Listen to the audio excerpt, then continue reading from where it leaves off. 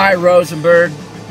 This is for you, buddy. I'm 16,000 feet in my glider, which means I don't have an engine. And I want to see what a fucking crazy person you've turned me into. I'm in this tight little cockpit. Give you a little view. Pretty tight in here, man. Not much room for much. I got my baggie full of, you know, flank steak. I'm like a fucking caveman eating in my little plane here. And then, let's see. Oh shit, where'd my apples go? Uh-oh. All right, Rosenberg, I found my other food. I want you to see my snack is apples and nuts, raw almonds. It's not easy to do this while you're flying a glider. Every time I eat, I put it on autopilot, which basically means I just take my hands off the stick and let the plane do what it's gonna do. This is what I've been doing for the past 5 days, preparing all my food. I've got your voice in my head now, you fucker. And I can't even go flying without my bags of food. All the other guys are making fun of me. But I've been keeping a real strict diet, and I've been working out while I'm up here. So I'm gonna go ahead and turn the camera around here and give you a shot of what I'm seeing from my eyes. All right, this is what is called a cloud street. We should get some nice rising air under here. And there we go. You can see that instrument in the middle there. That's called a variometer. Very sensitive instrument, and it gives you an indication of lift or sink several seconds before the altimeter, which is this instrument to the left, gives you. It's beautiful up here, man. That over there is the Tonopah range. Basically flying over the Taquimas right here. And then over there to the right, to the east, is the Monitor range. So this is Tonopah Valley. Very special place to fly. Try to give you guys an idea of what thermaling is. I'll do the best job I can without falling out of the thermal.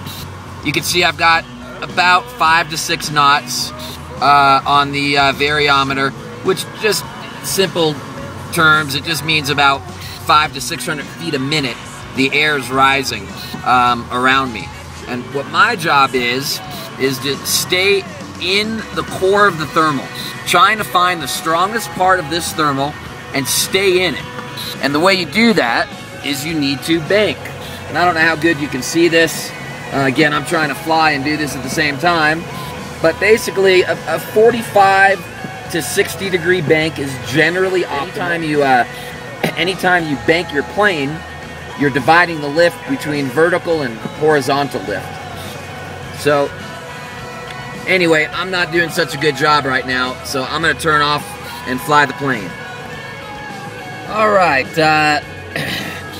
so we made it from Tonopah to Eureka, basically doing a big triangle, over to Austin. Let me turn that down again.